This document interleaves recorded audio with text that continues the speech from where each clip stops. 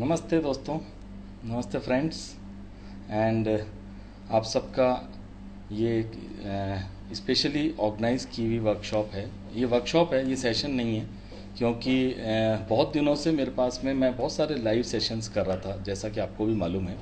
Almost 20 से ज़्यादा session कर चुका हूँ और जो क्वेश्चंस आ रहे थे उनका जब मैं आंसर दे रहा था तो मेरे और प्लस ये जो लॉकडाउन का जो टाइम है इसके कारण जो मेरे को फील हुआ। अच्छा, सबसे पहले मैं आप लोगों से तीन चार चीज़ें पूछ लेता हूँ। ये एक नया सेटअप है, आईफोन से मेरे को ये करना पड़ रहा है।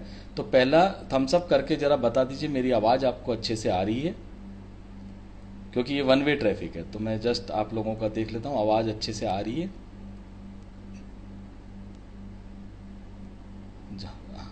जो भी लोग मेरे को सुन रहे हैं एक बार थम्स अप करके बता दें कि आवाज़ अच्छी आ रही है या नहीं आ रही। Okay okay, thank you. तो ये जो सेशन मैंने स्पेशली प्लान किया है उन सारी क्वेश्चंस का आंसर देने के लिए जो कि रेगुलरली मेरे पास में आते हैं, और मैंने आज तक 250 वर्कशॉप्स ऑल ओवर इंडिया में की है। वेडिंग फोटोग्राफर्स के लिए बहुत सारी वर्कशॉप्स की है मैंने, पैन इंडिया बहुत सारी वर्कशॉप्स करी है। तो सबसे बड़ी चीज़ ये है कि मैं उनसे बात करके, उनसे समझ के मेरे को भी काफ़ी सारी चीज़ें सीखने को मिलती है। तो ये वर्कशॉप मैंने उस तरीके से प्लान करके ऑर्गेनाइज करी है। तो सबसे पहले तो मैं थैंक्स बोलूँगा सोनी अल्फ़ा को, जिसने ये वर्कशॉप ऑर्गेनाइज की, एंड श्याम डिजिटेक के को भी इसके अंदर मतलब उनके साथ मिलके हम ये वर्कशॉप कर रहे हैं। तो श्याम डिजिटेक सोनी राजस्थान के डिस्ट्रीब्यूटर भी हैं, एंड नेचुरली फिर उनका भी लाइबिलिटी बनती है कि लोगों तक अपने व्यूज़ पहुंचाएं और जो क्वेरीज होती है उनको सॉल्व करें। तो दोस्तों, लॉकडाउन पीरियड ये एक ऐसा पीरियड है जो हमने शायद हमारे बुजुर्गों ने भी कभी नहीं देखा और न हमने कभी ऐसा सोचा। मतलब हम लोगों को इस तरीके से घर में बांध कर रखना शायद ही बहुत मुश्किल काम था, जो कि एक वायरस ने करके दिखा दिया। लेकिन इसके कुछ ड्रॉबैक्स भी हैं एंड पॉजिटिव्स भी हैं। तो पॉजिटिव्स पे ही बात करेंगे, ड्रॉबैक्स तो बहुत सारे हैं, उसके बारे में तो अभी थोड़ी देर में आएंगे। लेकिन जो पॉजिटिव्स है वो ये है कि अब हम बहुत सारे लोगों को सुन के समझ के अपनी ग्रोथ कर सकते हैं। आप ही नहीं, मैं भी बहुत सारे वीडियोस और सेशंस देख के अपने आप को इम्प्रूव कर रहा हूँ। रेगुलरली मैं अपने कंप्यूटर पे काम कर रहा हूँ। आज ये जो सेशन मैंने प्लान किया है ये मैंने सीख के किया है, कोई मेरे को आता नहीं है। मैंने भी लोगों के सेशंस देखे, मेरे को लगा कि नहीं यार, इस तरीके से सेशन को प्लान किया जा सकता है, ये तो बहुत अच्छी चीज़ है और लोगों तक अच्छी तरीके से हम लोग कैसे अपना ये पहुंचा सकते हैं। तो ये तो बहुत मतलब इंटरेस्टिंग चीज़ है। तो ये पहला सेशन है जो कि मैं मतलब आप प्रेजेंटेशन के साथ में करूँगा। ये खाली टॉक नहीं है, ये मेरा प्रेजेंटेशन भी रहेगा। तो ये प्रेजेंटेशन के साथ में रहेगा। तो आज का जो मेन टॉपिक रहेगा वो है understanding the equipments and techniques required for Indian wedding photography. Indian wedding photography मैंने पर्टिकुलर नाम जोड़ा है, इंडियन वेडिंग फोटोग्राफी, क्योंकि हम जिस जगह पे काम करते हैं वो इंडिया के अंदर, अगर जिस तरीके से हम लोग बात करते हैं, इंडिया में इतने तरीके से वेडिंग शूट होती है। हर आदमी का एक अलग स्टाइल है, काम करने का अलग तरीका है। तो ये बहुत इंपॉर्टेंट है कि हम इसको समझें कि ये किस तरीके से होती है। और इतने अगर तरीके की वेडिंग है तो क्या सबके लिए क्या एक ही इक्विपमेंट्स है? क्या एक ही सिर्फ फुल फ्रेम कैमरा खरीदने से काम चल जाएगा या सिर्फ जूम लेंस खरीदने से काम चल जाएगा? ये सारे क्वेश्चंस का आज इसमें सेशन में आपको जवाब मिलेगा। और साथ में ये भी आपको जवाब मिलेगा कि कितने तरीके की जो वेडिंग्स होती है वो किस तरीके से क्यों शूट की जाती है, वो बहुत इंपॉर्टेंट चीज़ें हैं। और जो आपको लगता है कि सिर्फ कैंडिड वाले को ही पैसा ज़्यादा मिलता है, ऐसा नहीं है। कैंडिड वाला और फोटो जर्नलिस्टिक स्टाइल भी है, डॉक्यूमेंट्री भी है।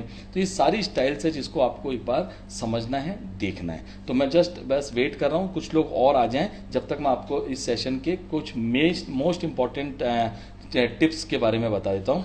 एक तो ये प्रेजेंटेशन जिसमें मैं जितनी भी आपको फोटोग्राफ्स दिखाऊंगा ये सब मेरी शूट की हुई है। मैं चाहता तो दूसरे लोगों के भी फोटोग्राफ्स लेके आ सकता था ये बताने के लिए कि किस तरीके की वेडिंग होती है, लेकिन वो तो आप ऑलरेडी देखते हैं। आप दुनिया जान के इतने सारे वेडिंग फोटोग्राफर्स को आप सुन चुके हैं। लेकिन एक ऐसा आदमी जो वेडिंग शूट नहीं करता है, जो कि कमर्शियल फोटोग्राफर है, प्रोडक्ट फोटोग्राफी करता है, फेयर्स एंड फेस्टिवल करता है, टूरिज्म के लिए काम करता है, लैंडस्केप भी करता है, वो वेडिंग नहीं करता है। तो मैंने सिर्फ वेडिंग इसलिए शूट किए ताकि मैं ये बता सकूं आप लोगों को कि मेरे लिए सबसे पहली चीज़ इंपॉर्टेंट है फोटोग्राफी। फोटोग्राफी मेरे लिए वर्ड है, मेरे लिए लाइफ है। सब्जेक्ट उसके बाद में आता है। जो भी जॉनर की जब हम बात करते हैं कि मैं कौन सा फोटोग्राफर हूँ, मैं वेडिंग फोटोग्राफर हूँ या मैं कोई नहीं, फोटोग्राफी का अगर आपको बेसिक्स आते हैं तो आपके लिए कोई भी तरीके की फोटोग्राफी आप अच्छे से कर सकते हैं, अगर आपका उसमें इंटरेस्ट है तो। बिना इंटरेस्ट के नहीं कर पाएंगे, बिना इंटरेस्ट के आप कोई भी तरीके की फोटोग्राफी कर तो पाएंगे लेकिन अच्छी नहीं कर पाएंगे। और आज की तारीख में जो लड़ाई चल रही है वो अच्छे और मीडियकर की है। अच्छे फोटोग्राफर आगे बढ़ते जा रहे हैं और मीडियकर फोटोग्राफर को स्ट्रगल का टाइम चालू होने वाला है अभी जिस तरीके। और ये सेशन क्यों जरूरी है ये भी आपको बता देता हूं कि लॉकडाउन होने के बाद में आर्थिक स्थितियां पूरे कंट्री की बदल जाएगी, कंट्री नहीं इवन वर्ल्ड की आर्थिक स्थितियां बदल जाएगी। तो लोग इसके अंदर कॉस्ट कटिंग पे आएंगे, चाहे वो वेडिंग फोटोग्राफर हो चाहे कोई भी आदमी फोटोग्राफर हो, सबको कॉस्ट कटिंग का सामना करना पड़ेगा। अब कॉस्ट कटिंग का मतलब ये नहीं है कि कम कॉस्ट वाले को काम मिलेगा, अच्छे काम वाले को भी कम कॉस्ट में काम करना पड़ेगा। तो जो कम कॉस्ट में काम कर रहा था उसको एक नया चैलेंज चालू हो जाएगा कि मेरी रेट में एक ऐसा फोटोग्राफर जो माइंड ब्लोइंग काम करता है वो काम करके जा रहा है। तो ये बहुत इंपॉर्टेंट हो जाएगा, ये आप समझ लीजिए। तो आप इसलिए ये सेशन बहुत ज़रूरी है। तो दोस्तों मैं शुरू करता हूँ वेडिंग के स्टाइल्स के ऊपर। तो सबसे पहले मैं आता हूँ क्योंकि हम अच्छा अगर मैं आपको 3-4 चीज़ें और भी बता देना चाहता हूँ क्योंकि ये प्रेजेंटेशन बेस्ड है, इसमें मैं कमेंट्स ऑफ कर दूंगा। कमेंट्स ऑफ इसलिए करूंगा ताकि आपको प्रेजेंटेशन ढंग से दिख पाए और उसके बाद में जैसे ही सेशन खत्म होगा मैं दोबारा से कमेंट्स ऑन करूंगा ताकि आप लोगों के कोई भी क्वेश्चंस या कोई भी क्वेरीज है उसको भी हम लोग सुनेंगे, उसको भी हम आंसर करेंगे अगर टाइम रहेगा, और नहीं तो हम लोग री लॉग इन भी करेंगे। अगर आपको लगता है कि बहुत सेशन में आपका इंटरेस्ट बना हुआ है तो हम री लॉग इन भी करेंगे। आधा घंटा 15 मिनट के लिए री लॉग इन करना है अगर क्वेश्चन आंसर्स के लिए तो कोई प्रॉब्लम नहीं है, मैं करूंगा। एंड क्योंकि मेरे लिए ये सेशन आपके लिए करना ज़्यादा ज़रूरी है और बहुत मैंने इसको अलग तरीके से प्लान किया। तो एक एक चीज़ें आप सुनिए। इसमें एक और प्रॉब्लम आएगी, जो लोग बाद में आएंगे हो सकता है उनको काफ़ी सारी चीज़ें समझ में ना आए। और ये सेशन स्टोरी पे लाइव नहीं होगा, ये मैं आपको पहले बता देता हूँ, ये स्टोरी पे लाइव नहीं होगा, ये IGTV पे अपलोड होगा बाद में। तो इसलिए इसको बहुत ध्यान से आप लोगों को सुनना जरूरी है। थैंक। और लास्ट में जब ये मेरा प्रेजेंटेशन खत्म हो जाएगा उसके बाद में मैं सोनी की कुछ मेन्यू सेटिंग्स के बारे में बात करूंगा, फोकस सेटिंग्स के बारे में बात करूंगा, जो कि बहुत जरूरी है समझना कि किस तरीके से हम अपने कैमरे को यूज करें। तो मैं कमेंट्स ऑफ कर रहा हूं ताकि आप लोगों को प्रेजेंटेशन ढंग से दिखने लग जाए। ओके फ्रेंड्स, तो ये जो वेडिंग है इंडिया का, ये बहुत तरीके से शूट होता है और सबसे बड़ी चीज इसके अंदर सब लोगों के लिए स्कोप है। आप ये मत समझिए कि सिर्फ एक हायर लेवल वाला ही काम करेगा। मैं आपको बता दूं, अगर सभी लोग कैंडिड करने लग जाएंगे तो फिर ट्रेडिशनल की वैल्यू बढ़ जाएगी। आप ये हमेशा मान के चलिए कि डिमांड एंड सप्लाई का खेल है। जितनी ज्यादा डिमांड होगी जिसकी उसको ज्यादा काम मिलेगा एंड पैसा भी उसी को मिलेगा जिसकी सप्लाई कम है। तो अगर सपोज करिए आज सब लोग कैंडिड शूट करने लग जाते हैं तो ऑटोमेटिकली कैंडिड की प्राइस तो आ जाएगी नीचे और ट्रेडिशनल जो लोग कम शूट करेंगे उनकी प्राइस आ जाएगी ज्यादा। तो ये प्राइस से रिलेट नहीं करता है, ये डिमांड एंड सप्लाई से रिलेट करता है। लेकिन सभी लोगों की अहमियत है। मैं आज इसी पूरे सेशन में आपको बताऊंगा कि क्यों जरूरी है और इंडिया की वेडिंग में सबसे बड़ा इंपॉर्टेंट पार्ट ये डिफरेंट स्टाइल क्यों है। ओके, तो इंडियन वेडिंग फोटोग्राफी स्टाइल्स में जो सबसे कॉमन स्टाइल आता है उसका नाम है ट्रेडिशनल, सेकंड नंबर है कैंडिड, तीसरा आर्टिस्टिक है। आर्टिस्टिक के अंदर ही प्री वेडिंग भी आ जाता है। आप ये हमेशा ध्यान रखिए, जो प्री वेडिंग स्टाइल है, जो प्री वेडिंग या पोस्ट वेडिंग जो भी आप फोटोग्राफी की आप बात करते हैं वो आर्टिस्टिक के अंदर आता है, वो ट्रेडिशनल या कैंडिड में नहीं आता है। एंड कुछ लोग हैं जो जर्नलिस्टिक स्टाइल में भी प्री वेडिंग शुरू कर चुके हैं, तो वो भी है। जैसे एक अविस्मिता है कैलकाटा की, वो जर्नलिस्टिक एंड डॉक्यूमेंट्री स्टाइल के अंदर प्री वेडिंग शूट करती है। तो बड़ा इंटरेस्टिंग सब्जेक्ट है ये, बहुत वास्ट सब्जेक्ट है, ठीक है। एंड चौथा मेन स्टाइल होता है जर्नलिस्टिक एंड डॉक्यूमेंट्री। तो मैं इन सारे स्टाइल्स के बारे में आपको एक एक करके बताऊंगा। सबसे पहला स्टाइल जो है ट्रेडिशनल स्टाइल, उसका मेन मकसद क्या है? वो है डॉक्यूमेंट करना। ईच एंड एवरीथिंग जो भी वेडिंग में हो रहा है उसको डॉक्यूमेंट करना। कोई जरूरी नहीं है कि बहुत आर्टिस्टिक वे में करा जाए, अभी आपको मालूम चल जाएगा किस तरीके से उसके अंदर क्या क्या चीज़ें जरूरी होती है। उसके अंदर सबसे ज़्यादा जरूरी होता है कि जो भी गेस्ट आ रहे हैं, जो भी रिचुअल्स हो रहे हैं, जैसे मैंने पहले लिख दिया कैप्चर एवरीथिंग, जो भी कुछ है सबको आपको कैप्चर करना है। जितने भी रिचुअल्स या सेरेमनीज हैं सबको आपको कवर करना है। कैप्चर इंपॉर्टेंट गेस्ट उनके इमोशंस के साथ में, ये भी ध्यान रखिए, जरूरी नहीं कि वो फोटो फ्लैश की हो या अवेलेबल लाइट हो, कोई फर्क नहीं पड़ता, लेकिन अगर आपने उनको सही टाइम पे अच्छे से कैप्चर किया है। जैसे आपने देखा होगा कि तोरण द्वार जहाँ पे वेलकम गेट होता है, वहाँ पे दुल्हन के पिता या दूल्हे के पिता खड़े रहते हैं, और वो इसलिए खड़े रहते हैं ताकि अपने वीआईपी या इंपॉर्टेंट गेस्ट का वेलकम कर सके।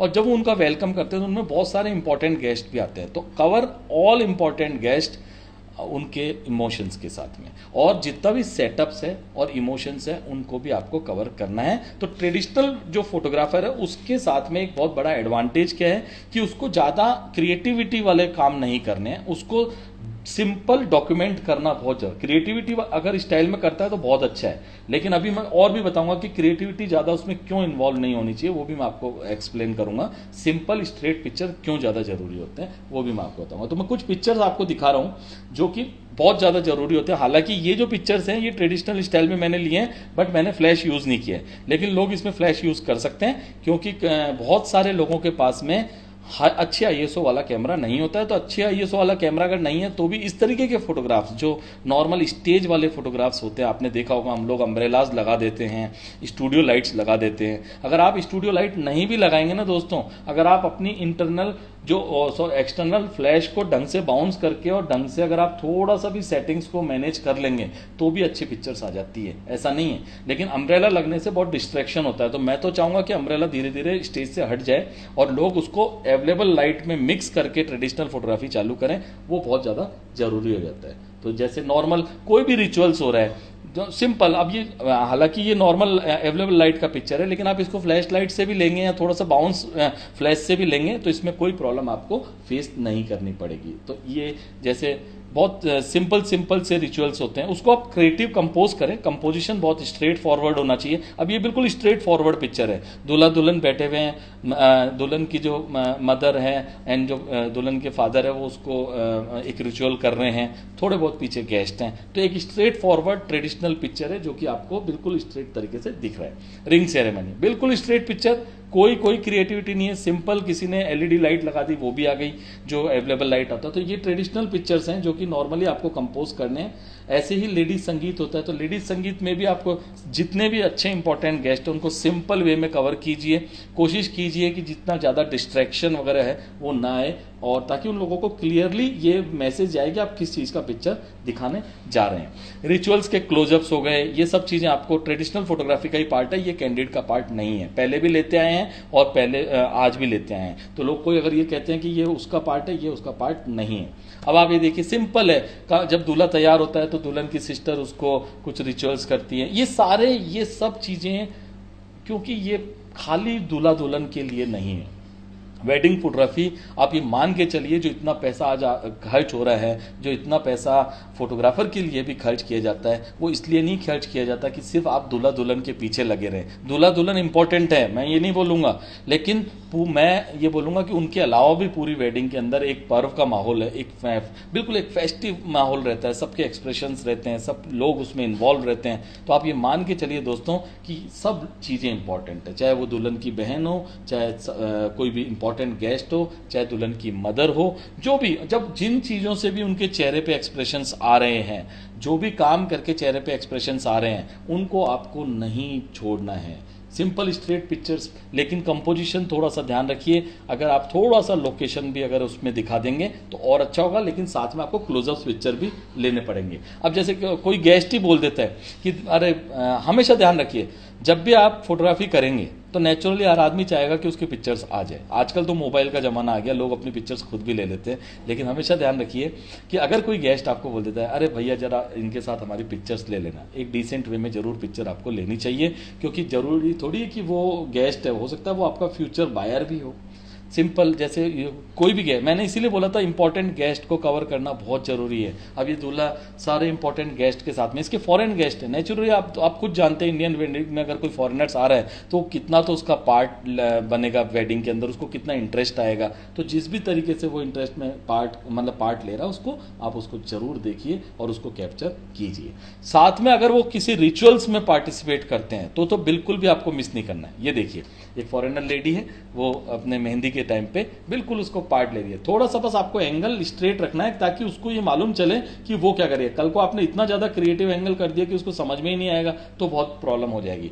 ये दूल्हे के जो गेस्ट हैं अब वो कहीं पे बैठ के उस एरिया को एंजॉय कर रहे हैं, सेल्फीज ले रहे हैं, तो लोकेशन बेस्ड फोटोग्राफ्स होती हैं ये देखिए, या दूल्हा दुल्हन के साथ में सेल्फीज ले रहे हैं। इन मूवमेंट को मिस नहीं करना है। ये ट्रेडिशनल फोटोग्राफ में आएंगे, ये कैंडिड में नहीं आएंगे। हालांकि मूवमेंट ही कैंडिड है, आप मान सकते हैं, लेकिन ये ट्रेडिशनल इसलिए है क्योंकि हमारा जो फंडामेंट है ट्रेडिशनल फोटोग्राफी का वो पूरा करना है, हमें गेस्ट को कवर करना है। ये मेरा मेन फंडा है कि ट्रेडिशनल फोटोग्राफी है चाहे कैंडिड है चाहे कोई भी है, लेकिन पहला जो मेन फंडा है कि आपको नॉट ओनली दूल्हा दुल्हन, उनके पेरेंट्स, उनके गेस्ट को भी कवर करना है एंड डिसेंट वे में कवर करना है ताकि वो पिक्चर सिंपल वे में आपको एक्सप्लेन कर सके। अब मैं आपको इस पिक्चर के बारे में बताता हूँ। ये बात देखिए, मैं इस वेडिंग में था, ये वाईजैक के अंदर एक वेडिंग थी, मैंने शूट करने गया तो मैंने देखा बहुत सारी भीड़ ये इन एक गेस्ट के ऊपर है। ये जो खड़े हैं सज्जन आप देख रहे होंगे लेफ्ट साइड के अंदर, चारों तरफ से इनकी भीड़ थी। तो मैंने जस्ट मालूम किया कि यार ऐसा मतलब इतने इंपॉर्टेंट क्यों है। तो हम लोग भी पूछते हैं और हमेशा अपने आप को इन्वॉल्व जरूर रखना है, ये बात ध्यान रखिए। तो मालूम चला ये जीवीके के ऑनर हैं, जीवीके जिन्होंने इतने सारे एयरपोर्ट्स बना दिए, कितनी बड़ी शख्सियत हैं। तो मेरे को ये पिक्चर विद द लोकेशन लेना पड़ा। क्यों लेना पड़ा? क्योंकि कम से कम अगर कल को ये भी देखेंगे या कोई भी देखेगा तो मालूम तो रहेगा ना कि जीवीके वालों का पिक्चर इस वेडिंग के लिए था।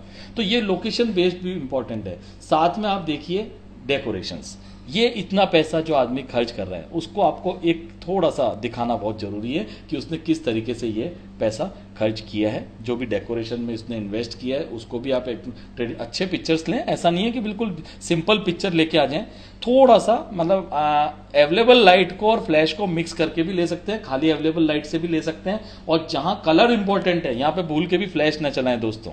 ये देखिए अब ये ऐसा मूड अगर कस्टमर ने दिया है किसी इवेंट को तो ये इवेंट के लिए ये मूड बहुत इंपॉर्टेंट हो जाता है। तो ऐसी पिक्चर्स को आप इसी मूड में लें, इसके कलर करेक्शन के चक्कर में ना पड़े। ये इसी मूड का पिक्चर है। थोड़ा सा आर्टिस्टिक एंगल, कहीं पे मिरर है तो उसको हमने यूज़ कर लिया, इस तरीके से आप लोग यूज़ करिए। अगर किसी होटल में हो रहा है तो उस होटल के थोड़े से आर्टिस्टिक एंगल्स आप ले लीजिए ताकि उनके एल्बम की डिजाइनिंग में बहुत काम आएंगे। ये खाली इसलिए नहीं है पिक्चर्स, ये पिक्चर्स है जब आप किसी को फोटो बुक बना के देते हैं या कोई ई बुक बना के देते हैं तो उसमें ये लोकेशन शॉट्स एक फिलर के रूप में काम करते हैं, एक डिजाइनिंग एलिमेंट के रूप में काम करते हैं। तो एल्बम डिजाइन करने वाले को भी बहुत बेनिफिट होता है, ये बात हमेशा ध्यान रखिए। तो अभी हम आ जाते हैं ट्रेडिशनल के कुछ टेक्निक्स जो रिक्वायर्ड होती है उसके ऊपर। तो दोस्तों बहुत ध्यान से सुनिएगा। हमेशा जब भी आप ट्रेडिशनल फोटोग्राफी कर रहे हैं तो आपकी प्रिफरेबल शटर स्पीड 125 की होनी चाहिए। 125 से थोड़ा सा नीचे भी जा सकते हैं, वो अभी बताऊंगा कब जा सकते हैं, लेकिन नॉर्मली, क्योंकि जो भी मूवमेंट बेस्ड है, अगर जरा सा भी आपने कोई पिक्चर लिया और वो शेक हो गया तो वो वेस्ट हो जाएगा। तो वो जो सब्जेक्ट है वो शेक नहीं होना चाहिए, क्योंकि अगर सपोज कीजिए कोई इंपॉर्टेंट मूवमेंट सिर्फ शेक होने की, सब्जेक्ट के शेक होने की वजह से अगर मिस कर गए तो इसमें आपका दोष माना जाएगा। तो ये चाहे ट्रेडिशनल हो चाहे कोई भी फोटोग्राफी हो, उस पर पहला थंब रूल है अपर्चर 8 अपर्चर रखें, क्योंकि ये वाली जो फोटोग्राफी है इसमें पीछे आउट ऑफ फोकस नहीं चाहिए, इसमें ज़्यादातर चीज़ें फोकस में चाहिए। तो आप जो भी 24 mm का लेंस यूज़ कर रहे हैं या 18 mm का लेंस यूज़ कर रहे हैं, आप कम से कम f8 अपर्चर रखिए। और इसीलिए मैं बार बार सबको बोलता हूँ कि फिल इन फ्लैश का यूज़ करिए, अवेलेबल लाइट को मिक्स कीजिए, क्योंकि अगर आप खाली फ्लैश फोटोग्राफ करेंगे तो f8 और f11 अपर्चर पे होगा क्या कि आपकी सिर्फ फ्रंट पे फ्लैश पहुंचेगी, पीछे बैकग्राउंड बिल्कुल डार्क होता चले जाएगा। तो थोड़ा दोनों लाइट को अगर आप मिक्स करके करेंगे तो ज़्यादा आपको अच्छे से ये रिजल्ट देगा। जब एम्बियंट लाइट इंपॉर्टेंट हो जाती है, आपको लग रहा है कि नहीं मेरे को एम्बियंट लाइट को थोड़ा मिक्स करना है, तो आप फिल इन फ्लैश तो करिए ही, साथ में अपनी स्पीड को 1/15 से 1/60 के बीच में रखिए, ताकि थोड़ा एम्बियंट लाइट का इफेक्ट भी रिकॉर्ड होता रहे। ये बहुत जरूरी है और टीटीएल फ्लैश में बहुत अच्छे से मैनेज कर देता है। ये आप प्रैक्टिस करेंगे तो अपने आप आ जाएगा। नॉर्मली हमारे यहाँ पे लोग मैनुअल फ्लैश यूज करते हैं और उसको फुल पावर पे फायर करते हैं। फुल पावर पे फायर करने के दो ड्रॉबैक होते हैं। एक तो फ्लैश का रिचार्जिंग साइकिल बढ़ जाता है, तो अगर इमीडिएटली कोई दूसरा फायर करना है तो वो मिस कर जाएंगे। और दूसरा सबसे बड़ा जो इंपॉर्टेंट फैक्टर है कि अननेसेसरी फ्रंट बहुत ज्यादा ब्राइट हो जाता है एंड बैकग्राउंड बहुत ज्यादा डार्क हो जाता है। तो एक टनल टाइप की, जैसे टनल होती है ना, टनल में क्या होता है, फ्रंट में ज्यादा लाइट होती है और पीछे कम लाइट होती जाती है, तो टनल टाइप का इफेक्ट हमारी फोटो में क्रिएट हो जाता है, जो कि अच्छा नहीं लगता है। तो ये बात हमेशा ध्यान रखिए। Try simple straight point of view, मतलब ये बात ध्यान रखिए, जब भी आप ट्रेडिशनल फोटोग्राफी करते हैं तो सिंपल, ऐसा नहीं कि कहीं कोई कोने में जाके घुस के फोटो ले रहे हैं या कहीं से नीचे से एंगल बना रहे हैं, बिल्कुल लो एंगल पे ले गए, हाई एंगल पे ले गए, ये नहीं करना है आपको। सिंपल आई लेवल पे एंड प्लस अच्छा सिंपल, ताकि वो पिक्चर एक आम आदमी को पहली ही नजर में समझ में आ जाए, उसको कहीं ढूंढना ना पड़े कि अरे मैं कहाँ हूँ, मैं ऐसा क्यों दिख रहा हूँ, मेरे को तो इसने इस तरीके से कवर किया है। ट्रेडिशनल फोटोग्राफी में ज्यादा इस तरीके के एंगल्स आप ट्राई न करें, सिंपल स्ट्रेट अपना कैमरा रखें एंड कोशिश करें वेस्ट लेवल पे कैमरा रहे। इस तरीके से आई भी अगर है तो थोड़ा सा आप डाउन हो जाएं, जितना आप सेंटर में रहेंगे उतने पिक्चर्स अच्छे आएंगे, ये बात हमेशा ध्यान रखिए। और सबसे इंपॉर्टेंट चीज, कम से कम 2 घंटे पहले आप अपने लोकेशन पे पहुंचिए और सब लोगों के जाने के बाद वहां से निकलिए। ये पहला थंब रूल है, क्योंकि पिक्चर्स कभी भी मिल सकते हैं, कभी भी मिल सकते हैं और कभी भी आप मिस भी कर सकते हैं। तो हमेशा 2 घंटे पहले पहुंचिए, अपनी प्रिपरेशन कीजिए, बैटरीज वगैरह जो भी आपको चार्ज करनी है वो सारी चीजें चार्ज कीजिए, ये सारी चीजें। अब इक्विपमेंट की क्या जरूरत है आप ट्रेडिशनल फोटोग्राफी के लिए, वो समझिए। देखिए, जब मैंने आपको बोला कि आपको नॉर्मल फ्लैश फोटोग्राफी करनी है, f8 f11 अपर्चर यूज करना है, तो यहां पे हमारा हाई आईएसओ रिलेशन नहीं है, हम लोग सिंपल मिक्स लाइटिंग में काम कर रहे हैं। तो जब हमारे, और हाई डेप्थ ऑफ फील्ड, जितना हाई डेप्थ ऑफ फील्ड की बात करेंगे उतना स्मॉलर सेंसर भी काम कर जाता है। मैं आपको एक छोटा सा उदाहरण दूंगा, अगर आप लोगों को टाइम मिले तो। अभी जो मैंने कुंभ की सीरीज डाली है इंस्टाग्राम पे, आप जस्ट उसको चेक कीजिएगा। मैंने उसमें बहुत सारे पिक्चर RX 100 Mark 6 से शूट किए हैं। कुंभ जैसी पिक्चर्स मैंने उससे किए हैं। क्यों? क्योंकि जिस भी जगह पे मेरे को हाई डेप्थ ऑफ फील्ड चाहिए था, मतलब फ्रंट से लेके पीछे तक बिल्कुल क्लियर चाहिए था, और मेरे को ब्राइट डे लाइट में काम कर रहा हूँ या फ्लैश से अगर काम कर रहा हूँ तो नॉइस की प्रॉब्लम नहीं है, तो वहां पे मेरे लिए छोटे सेंसर का कैमरा भी काम कर जाता है। तो अगर आप ट्रेडिशनल फोटोग्राफी करते हैं तो आपको फुल फ्रेम पे जाने की आवश्यकता नहीं है। अगर है तो बहुत अच्छा है, लेकिन जरूरत नहीं है। आप सिंपल फ्लैश यूज करिए, f8 अपर्चर यूज करिए, स्टूडियो लाइट्स यूज कीजिए, आपको 800 आईएसओ या 1200 आईएसओ से ऊपर जाने की आवश्यकता नहीं पड़ेगी। और इतनी आईएसओ पे APS-C कैमरा भी बहुत अच्छे परफॉर्म करता है। और दूसरा जो सबसे बड़ा बेनिफिट होगा वो डेप्थ का बेनिफिट होगा, कि आप f8 अपर्चर पे भी f11, अगर फुल फ्रेम में जो f11 पे डेप्थ आती है वो क्रॉप सेंसर में f8 पे ही आ जाती है। तो आपको एक स्टॉप का ब्राइटनेस का बेनिफिट हमेशा मिलेगा, ये क्रॉप सेंसर में मिलेगा। तो ये हमेशा ध्यान रखिए कि इसमें आपको बहुत ज्यादा, अब ये इसलिए मैं आपको बता रहा हूं कि हमारे यहाँ पे लोग कर्जा ले लेके, इवन ट्रेडिशनल फोटोग्राफर बहुत सारे, मतलब अपने, अब देखिए ये पहले जब ठीक था, जब इकोनॉमी सही चल रही थी कोई दिक्कत नहीं थी दोस्तों, लेकिन अभी इकोनॉमी में बहुत सारे चेंजेस आने वाले हैं। तो आपको ये बहुत सोच समझ के इन्वेस्ट करना है कि आपको कहाँ इन्वेस्ट करना है। क्रॉप सेंसर कैमरा ले लीजिए, कोई फर्क नहीं पड़ता। ट्रेडिशनल फोटोग्राफी के लिए क्रॉप सेंसर सफिशिएंट है, और ट्रेडिशनल फोटोग्राफी तो करनी ही पड़ेगी। बिना ट्रेडिशनल फोटोग्राफी आप सोचे कोई जॉब कंप्लीट हो जाएगा, नहीं होगा। कंप्लीट डॉक्यूमेंटेशन चाहिए। गुड पावरफुल TTL फ्लैश, कोई भी, चाहे आप मतलब कैमरे की ओरिजिनल लेंगे तो बेनिफिट ये होगा कि आपकी कलर कंसिस्टेंसी बहुत अच्छी आती है, लेकिन अगर आपका इतना पैसा नहीं है तो गोडॉक्स होती है, ये भी फ्लैश ले सकते हैं। बस इतना से ध्यान रखिए, गाइड नंबर ज़्यादा से ज़्यादा हो, एंड जैसे AD200 भी आती है, उसको आप थोड़ा सा अगर कुछ मैनेज करके साइड में लगा लेंगे तो बहुत अच्छे से उसका यूज़ कर सकते हैं। या नॉर्मल जो गोडॉक्स की फ्लैशेज आती है, TTL होनी चाहिए। TTL बहुत ज़रूरी है। मैनुअल फ्लैश में आपका एक्सपोजर कंट्रोल करना बहुत मुश्किल हो जाएगा, इसलिए TTL फ्लैश जरूरी है। बाउंस कार्ड, या जो भी आप लोग सॉफ्ट, अगर आप वाइड एंगल ज़्यादा शूट करते हैं तो वो जो सॉफ्ट बॉल होती है वो ले लीजिए, या अम्ब्रेलाज ले लीजिए, जो आजकल कई लोग अम्ब्रेला भी लगा लेते हैं। लेकिन अगर आप पोर्ट्रेट वगैरह या नैरो एंगल शूट करते हैं, मतलब आप 50 mm या 70 mm का लेंस ज़्यादा यूज़ करते हैं, तो आप वो जो सॉफ्ट बॉक्स बना हुआ आता है आप उसको भी यूज़ कर सकते हैं। ठीक है, तो एंड सबसे बड़ी चीज़, कार्ड्स में इन्वेस्ट कीजिए, कार्ड एक्स्ट्रा रखना जरूरी है। कोशिश हो सके तो 2 कार्ड वाला अगर कैमरा लेते हैं तो दोनों में एक जैसा रिकॉर्ड कीजिए डेटा, ताकि कल को कोई कार्ड करप्ट भी हो जाए तो आपका डेटा लॉस्ट ना हो। कार्ड सस्ती चीज़ है दोस्तों, कार्ड महंगी चीज़ नहीं है। ज़्यादा से ज़्यादा कार्ड रखिए, बैटरीज एक्स्ट्रा रखिए, आपके लिए बहुत अच्छा रहेगा। अब बात आ जाती है कैंडिड स्टाइल की। तो ये ट्रेडिशनल स्टाइल मैंने आपको बताया, इसमें आपको पहला कंफ्यूजन क्लियर कर लीजिए। अगर आप ट्रेडिशनल शूट करते हैं तो आप APS-C कैमरे से भी आराम से अच्छा काम कर सकते हैं, क्योंकि वो मिक्स एंड फ्लैश फोटोग्राफी होती है। ठीक है, okay, now candid style. Candid के अंदर आजकल बहुत नाम चल रहा है इसका, और सभी लोग, जो भी आपका कस्टमर भी आपको ये बोलेगा कि मेरे को कैंडिड फोटोग्राफर चाहिए, आई वॉन्ट कैंडिड फोटोग्राफी। तो capture every emotions, smile, tear, special look, सब कुछ आपको कवर करने हैं। सबसे बड़ी चीज़, आपको अपने जो भी ब्राइड ग्रूम हैं, दूल्हा दुल्हन हैं, उनके पेरेंट्स हैं, उनके साथ में बिल्कुल फ्रेंडली रहना है। आप बिल्कुल रिजिड मत रहिए, क्योंकि जितना आप उनके साथ फ्रेंडली रहेंगे उतने आप उनके रियल एक्सप्रेशंस कैच कर पाएंगे। ये बात हमेशा ध्यान रखिए।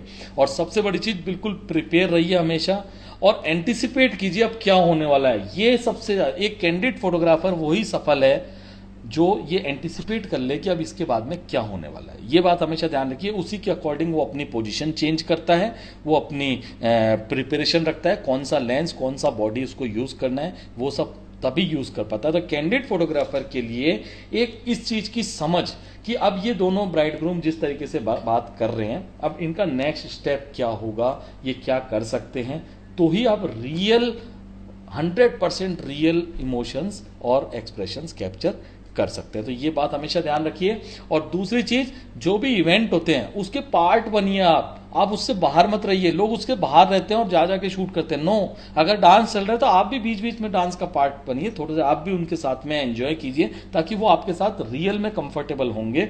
एंड इसीलिए कैंडिड फोटोग्राफर के लिए सबसे ज़्यादा जरूरी है कि उसकी वेशभूषा सेम वही वेशभूषा होनी चाहिए जो शादी के गेस्ट की होती है। ट्रेडिशनल फोटोग्राफर फिर वही वर्दी में चल जाएगा दोस्तों, लेकिन कैंडिड एंड जर्नलिस्टिक फोटोग्राफर के लिए ये सबसे ज़्यादा इंपॉर्टेंट चीज़ है कि वो उसी वेशभूषा में वेडिंग में जाए जिस वेशभूषा के अंदर जो लोग गेस्ट जाते हैं, ताकि आप उनका पार्ट बन सके, उनको लगे कि कोई गेस्ट ही फोटोग्राफी कर रहा है, तो वो जितने भी गेस्ट है वो भी आपके साथ कंफर्टेबल रहेंगे। ये बहुत बड़ा पॉइंट है जिसको आप हमेशा नोट करिएगा, इसके बिना आप आगे सफल नहीं हो पाएंगे। तो मैं आपको कुछ पिक्चर्स दिखा रहा हूँ जो कैंडिड स्टाइल के अंदर बैकग्राउंड बुके बहुत इंपॉर्टेंट चीज़ होता है, तो कुछ पिक्चर उसकी भी आएंगी, लेकिन हर जगह नहीं है, ऐसा नहीं है। जब आप वाइड एंगल शूट करते हैं, वाइड 3-4 लोगों को इन्वॉल्व करते हैं, तो उसके अंदर 3-4 लोग भी फोकस में होने चाहिए। तो जरूरी नहीं है, सब्जेक्ट को हाईलाइट करने के लिए आप बैकग्राउंड बुके बनाएंगे। ये देखिए, जैसे ये दुल्हन है तो पीछे दुल्हन की सिस्टर है,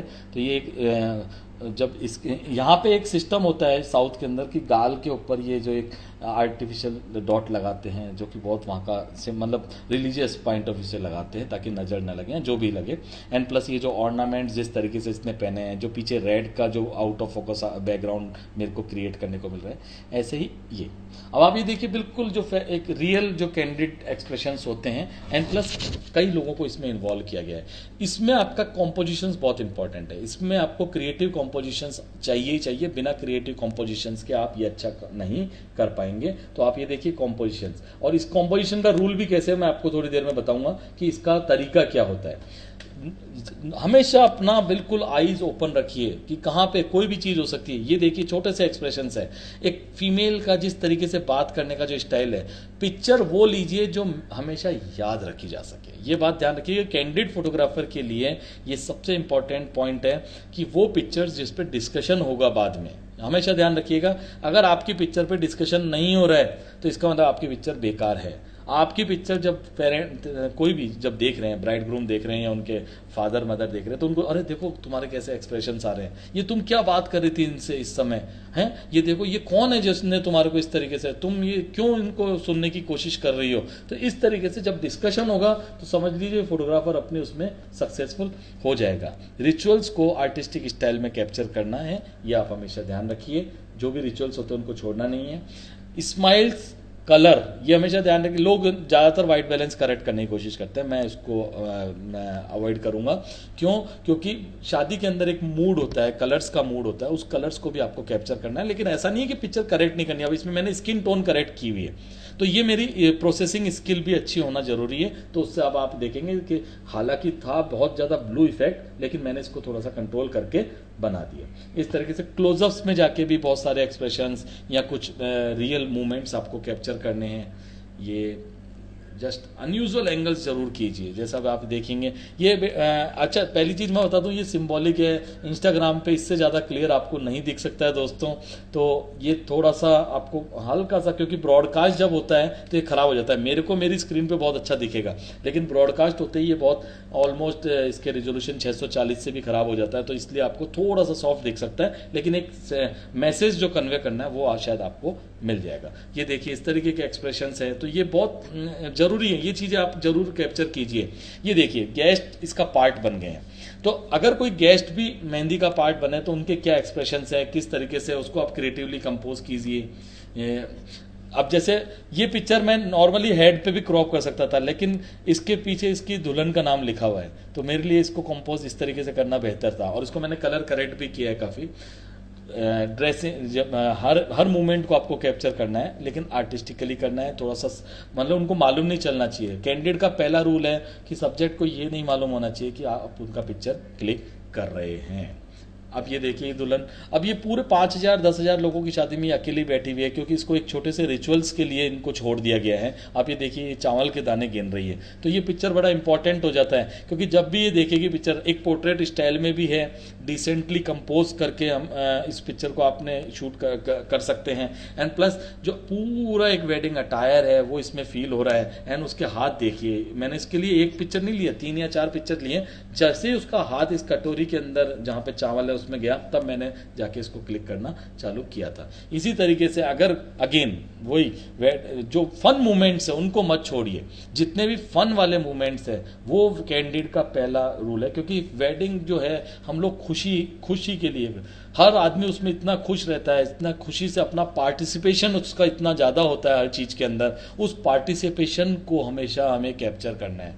जो भी गेस्ट अगर किसी चीज़ का पार्ट बनता है मत छोड़िएगा, बहुत ज़्यादा ज़रूरी है उसको कैप्चर करना। ये देखिए, अब ये बहुत सारे लेडीज़, सिंपल पिक्चर है लेकिन एक्सप्रेशंस, तो अगर इनको ये मालूम चल जाएगा तो ये नहीं होगा। तो आपको क्या है, बहुत ध्यान से और इन चीज़ों को अगर इनको मालूम चल जाता है छोड़ जाइए, उस जगह से आप निकल जाइए, ताकि इन लोगों को लगे अरे ये तो बिल्कुल अलग तरीके का फोटोग्राफर है, पता नहीं क्या कैप्चर करने आया है। तो इस तरीके से रिचुअल्स को भी थोड़ा सा आर्टिस्टिक एंगल से आपको शूट करना है। बहुत कई जगह डिफिकल्टी भी होती है। ये पिक्चर लेने में मेरे को बहुत डिफिकल्टी आई थी, लेकिन मैं भी फिर कहीं ना कहीं से घुस के मैंने इस पिक्चर को कैप्चर किया है। सिंपल तोरण वाला पिक्चर, मतलब रिचुअल्स वाला पिक्चर है, लेकिन थोड़ा हाइट पे ले आके इसके अंदर मेरे को मेरा जो कैमरे का जो ये मैं आपको दिखा देता हूँ, वेट, ये वाला जो एंगल वाला फाइंडर है, ये मेरे लिए बहुत वर्क करा था, काफ़ी वर्क करा था। मैंने कैमरे को बिल्कुल ऐसा ऊपर ले गया और इसमें देखता रहा, ऐसा नहीं कि बिना देखे लिया, बाकायदा देखा, जूम को ऐसे देख के जूम को सेट किया एंड शूट कर दिया, थोड़ा सा लूज रखते हुए। तो ये जो LCD का जो इफेक्ट है ये इसमें बहुत काम करता है दोस्तों, तो ये बात हमेशा ध्यान रखिए। फिर अगेन जैसे रिचुअल्स कंप्लीट हुआ उसका पिक्चर लिया, ये सब अवेलेबल लाइट पिक्चर्स हैं और इनको आपको पिक्चर्स क्लिक करना है। और खाली not only smiles, each and tears भी कवर करने हैं। स्पेशल एक्सप्रेशन जो मैंने जैसे लेडीज़ के आपको दिखाए थे वो स्पेशल एक्सप्रेशंस थे, वो भी आपको कवर करना है।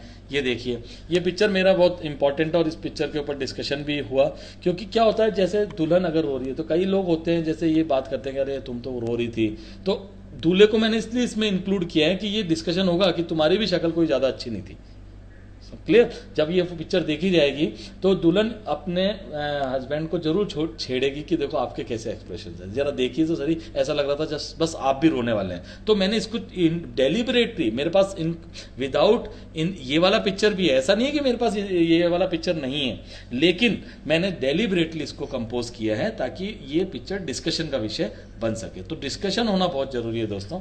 एंड प्लस जो मोमेंट्स होते हैं उनको इस एंगल से कैप्चर कीजिए कि एक्सप्रेशंस तो साथ में दिखे, साथ में रिचुअल भी पूरा तरीके से डिस्क्राइब हो सके, और जो लाइट का मूड है वो भी आपका डिस्क्राइब हो सके। तो वैसे तो बहुत सारे पिक्चर्स होते हैं, लेकिन जस्ट मैंने एक प्रेजेंटेशन के लिए डाला है ताकि आप लोगों को मालूम चल जाए। तो अब टेक्निक क्या है कैंडिड शूट करने की, हम जरा उस पर डिस्कशन करते हैं। तो सबसे पहली चीज, यूज बुके इफेक्ट। ये बात हमेशा ध्यान रखिए कि अगर आप कोई भी क्लोजअप्स या दो लोगों का क्लोजअप्स ले रहे हैं तो बुके इफेक्ट को जरूर यूज करना है ताकि आपका मेन सब्जेक्ट या कंटेंट हाईलाइट हो सके। कंटेंट इसलिए लिखा गया है सर कि हो सकता है आप सैंडल्स का शूट कर रहे हो, ज्वेलरी का शूट कर रहे हो, किसी डेकोरेशन का शूट कर रहे हो, कैंडिड के अंदर वो भी आता है, ऐसा नहीं है। तो जो भी वो चीज़ें हैं उनको भी अगर आप शूट कर रहे हो तो सब्जेक्ट को हाईलाइट करने के लिए बुके इफेक्ट बहुत काम आता है। तो इसमें आपका बुके बहुत इंपॉर्टेंट है।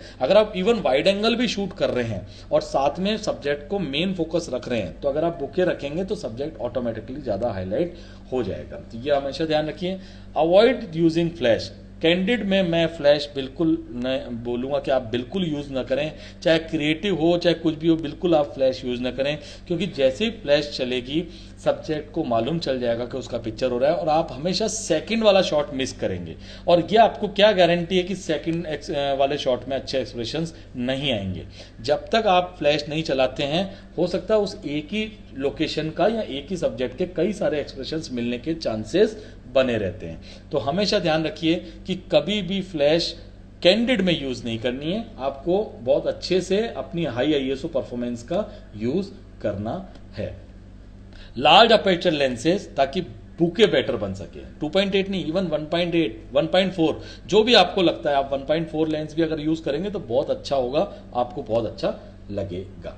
ऐसे ही अब कुछ वापस लेके जा रहा हूं। कंपोज क्रिएटिवली, जो आपको कंपोजिशन करने हैं वो बहुत आर्टिस्टिकली करने हैं। इसमें वो स्ट्रेट वाला रूल अप्लाई नहीं होता कि बिल्कुल है, इसमें आपकी आर्ट अप्लाई होती है। आप किस आर्टिस्टिक तरीके से आप उसको कंपोज कर रहे हैं वो आपके लिए बहुत ज़्यादा जरूरी। इसमें आप नॉर्मली अगर आप टॉप एंगल लो एंगल से अगर कुछ अच्छे पिक्चर्स बना सकते हैं तो आप जरूर बनाइए। फॉरग्राउंड में कुछ और रखना है या अच्छा एक चीज़ ध्यान रखिए, बुके का मतलब है बुके दोनों होते हैं, बैकग्राउंड ही नहीं, फॉरग्राउंड बुके। तो जितने भी आजकल आपने पिक्चर्स देखे होंगे कैंडिड के अंदर वो फॉरग्राउंड बुके का मतलब फ्रंट में भी बुके का इस्तेमाल करते हैं। तो इसके लिए छोटी छोटी सी एसेसरीज आती है, मैं भी आपको उसके बारे में भी बताऊंगा, ठीक है। तो और हमेशा ध्यान रखिए बस्ट मोड यूज कीजिए, क्योंकि आपने अगर सिंगल पिक्चर दबाया और उस समय सपोज कीजिए एक्सप्रेशंस माइंड ब्लोइंग और आईज ब्लिंक हो गई और दोबारा वो एक्सप्रेशंस आपको नहीं मिलेगा। तो इसमें 10 फ्रेम पर सेकंड पे कैमरा रखना जरूरी है। चाहे ज्यादा पिक्चर शूट होते हैं कोई प्रॉब्लम नहीं है, क्योंकि अगर आपने एक बार एक एक्सप्रेशन मिस कर दिया दोबारा नहीं मिलेगा दोस्तों, और वो पिक्चर हो सकता है आपकी लाइफ का सबसे बेस्ट पिक्चर बनने वाला हो, आपकी लाइफ का ये फैक्ट है। तो इसलिए कभी भी इसमें आपको पिक्चर सिंगल क्लिक नहीं करने हैं, बस्ट मोड पे करना है। थोड़े दिनों बाद आपको आदत पड़ जाएगी, आप उसको इस तरीके से दबाएंगे कि 5 फ्रेम भी निकाल पाएंगे, 3 भी निकाल पाएंगे एंड 10-20 फ्रेम भी निकाल पाएंगे। तो इसके अंदर आपको हमेशा कैमरा बस्ट मोड पे रखना है और ऑलवेज शूट रॉ फाइल्स। बिना रॉ के आप कैंडिड फोटोग्राफी नहीं करेंगे, क्योंकि आपको इसको अच्छे से प्रोसेस करना ही पड़ेगा। बिना अच्छे से प्रोसेसिंग के आपका पर्पज सॉल्व नहीं होगा, और आप नहीं करेंगे कोई और करेगा, लेकिन पूरा डेटा इसमें चाहिए, कैमरे का फुल पोटेंशियल चाहिए। क्योंकि मैं आपको बता रहा हूं, अब जब आप इक्विपमेंट पे आएंगे तो आपको समझ में आ जाएगा। Minimum 2 camera full frame camera bodies. क्यों? इतना टाइम भी नहीं रहेगा कि आप लेंस चेंज कर सको। जब आप कैंडिड फोटोग्राफर होते हो तो कैंडिड मूवमेंट आपके लिए वेट नहीं करेगा। ये बात हमेशा ध्यान रखिए कि एक अच्छा कैंडिड फोटोग्राफर को अगर हायर किया जा रहा है तो उसकी ये रेस्पॉन्सिबिलिटी है कि वो सारे मूवमेंट्स को अच्छे से कैप्चर करे, और सारे मूवमेंट्स को अगर वो अच्छे से कैप्चर कर रहा है करना है तो उसके पास में इतना समय नहीं होता है कि 85 लगा रखा है तो 35 भी लगा लूँ, चेंज कर लूँ, ऐसा नहीं होता है। तो ऑलवेज कैरी मिनिमम 2 बॉडीज। एक में जैसे अगर आपने 85 mm लगा रखा है तो दूसरे में आप 35 लगा के रखिए, ताकि कहीं पे अगर थोड़ा कोई वाइड मूवमेंट मिल रहा है तो आप उसको भी शूट कर सके, और कहीं पे अगर आपको क्लोजअप मूवमेंट मिल रहा है तो आप उसको इमीडिएटली शूट कर सके। तो कैंडिड के लिए अब आपको यहाँ पे समझ में आएगा कि क्यों पैसा खर्च करना पड़ता है और क्यों ये जो बड़े वेडिंग फोटोग्राफर्स हैं जो कैंडिड का अच्छा काम करते हैं वो इतना इन्वेस्टमेंट करते हैं। तो minimum 2 full frame camera. Full frame क्यों? क्योंकि आप अवेलेबल लाइट पे काम कर रहे हैं, यहाँ पे फ्लैश नहीं है। अगर फ्लैश फोटोग्राफी नहीं है तो आईएसओ परफॉर्मेंस इंपॉर्टेंट हो जाएगा, and plus background bouquet important है। तो बुके फुल फ्रेम में ज़्यादा बेहतर बनेगा क्रॉप से। मैंने आपको जैसा क्रॉप में बताया कि क्रॉप सेंसर कैमरा में f8 अपेचर पे उतनी डेप्थ आ जाती है जितनी f11 पे आती है, तो इसमें उल्टा हो जाएगा। इसमें क्रॉप सेंसर में 1.4 पे जितना बुके बनता है फुल फ्रेम में उससे ज़्यादा बेहतर बुके बनेगा। तो इसलिए हमेशा ध्यान रखिए, अगर आप बुके वाली फोटोग्राफी कर रहे हैं, बैकग्राउंड या फोरग्राउंड बुके आपको बनाना है, तो आपको फुल फ्रेम कैमरा चाहिए 2 कारणों से, एक बेटर आईएसओ परफॉर्मेंस और एक आपका background, front end background bouquet के लिए। ठीक है, तो ये बहुत इंपॉर्टेंट है। इसमें आपको प्राइम लेंसेज का ज़्यादा से ज़्यादा यूज़ करना है। 85 mm हो गया, 35 mm हो गया, ये 1.8 वाले लेंसेज, क्योंकि ये यहाँ पे 2.8 भी आपको पूरा नहीं पड़ेगा, f4 आपको पूरा नहीं पड़ेगा। आपने सोचा 24-105 f4 अपेचर लेंस ले लिया और मैं सारे बैकग्राउंड बुके वाले काम कर लूँगा, ऐसा नहीं हो पाएगा। ये अगर आपको बुके वाली फोटोग्राफी और अच्छी फोटोग्राफी करनी है तो आपको 85 mm 1.8 या 1.4, 35 mm 24 mm 1.4, इस तरीके के लेंसेज आपको परचेज करने ही पड़ेंगे, इसके बिना आपका काम नहीं हो पाएगा। यूज डिफरेंट एसेसरीज, प्रिज्म होता है, एलईडी की राइज लाइट्स होती हैं, मिरर पीस होते हैं, ये सब चीज़ें क्या है फ्रंट में बैकग्राउंड बुके के काम आती है। जैसे आपने अपनी पॉकेट में प्रिज्म रखा हुआ है तो प्रिज्म जैसे लगाएंगे वो फेस कई सारे इफेक्ट्स क्रिएट कर देगा। ऐसे ही राइज लाइट होती है, अगर बैटरी ऑपरेटेड राइज लाइट आप लगाएंगे तो फ्रंट के अंदर जो गोल गोल लाइट्स के बुके बनते हैं वो फॉरग्राउंड में बुके बनेंगे। ऐसे ही आपके जो मिरर पीस होता है, आप किसी चीज़ का रिफ्लेक्शन दिखाना चाहते हैं, कैमरे के आगे हल्का सा मिरर लगाइए, आपको ऑटोमेटिकली रिफ्लेक्शंस के क्रिएशंस भी मिल जाएंगे। साइड में लगा दिया, कहीं पे किसी चीज़ को हाइड करना है, सपोज करो कहीं पे कोई चीज़ आ रही है आपको हाइड करना है, वहाँ पे मिरर का पीस लगा दिया, रिफ्लेक्शन बन जाएगा। मिरर भी आपको 2 तरीके के रखने हैं, एक डार्क वाला रखिए जिसमें न्यूट्रल डेंसिटी वाला जैसे डार्कर पिक्चर आए, एक आपका नॉर्मल मिरर रखिए कि सेम डिट्टो रिफ्लेक्शंस आ जाए।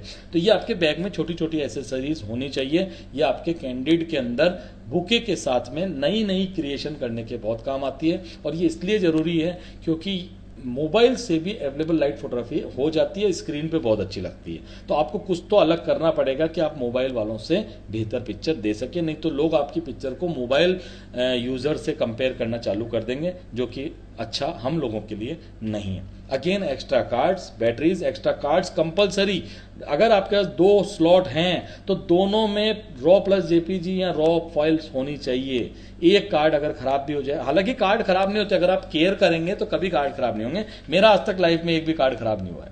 क्यों नहीं हुआ है? क्योंकि मैं जब भी कार्ड को कंप्यूटर पे लगाता हूँ पूरा बैकअप लेता हूँ, उसके बाद फॉर्मेट करके ही कैमरे में लगाता हूँ, ऐसे नहीं लगाता हूँ, या कैमरे में लाता हूँ तो फॉर्मेट करता हूँ। ये वाला सिस्टम जो भी लोग करते हैं कि 2 फाइल निकाल ली, 2 फाइल कॉपी कर ली, फिर वापस कार्ड को लगा दिया, ऐसे में कार्ड करप्ट होने के चांसेस बढ़ जाते हैं। तो ये हमेशा ध्यान रखिए, ये चीज़ आपको कैप्चर करनी है। तो दोस्तों ये था कैंडिड वाला। इसके अंदर आपको हमेशा ध्यान रखना है कि इसमें आपके लिए फुल फ्रेम, 2 बॉडीज और ये सारी चीज़ें इंपॉर्टेंट हैं, जिसका कि आपको बहुत ज़्यादा ध्यान रखना पड़ेगा। अब बात आते हैं हम आर्टिस्टिक स्टाइल पे, क्योंकि टाइम हमारा मैं बताऊंगा रीलॉगिन होगा आज हमारा सेशन। अगर आप लोग ऐसे मैं देख रहा हूँ काफ़ी सारे लोग देख रहे हैं, तो आप लोग अगर इंटरेस्टेड रहेंगे तो रीलॉगिन करेंगे हम लोग, आप बेफिक्र रहिए। अच्छा दोस्तों, बहुत सारे लोग बाद में ज्वाइन करें, उनको मैं पहले बता देता हूँ, मैंने कमेंट्स ऑफ किए हुए ताकि आपको ये प्रेजेंटेशन ढंग से दिख सके। जैसे ही प्रेजेंटेशन खत्म होगी मैं कमेंट्स ऑन कर दूंगा, तब आप अपनी प्रेजेंस बताइएगा कि मैंने भी ज्वाइन किया है। आप अपने थम्स अप देंगे, मेरे को मालूम चल जाएगा। रहेगा। एंड जो भी आपके क्वेश्चन है आप उस समय इसमें कमेंट बॉक्स में डाल दीजिएगा, तो कोशिश करेंगे सभी लोगों को जवाब मिल सके।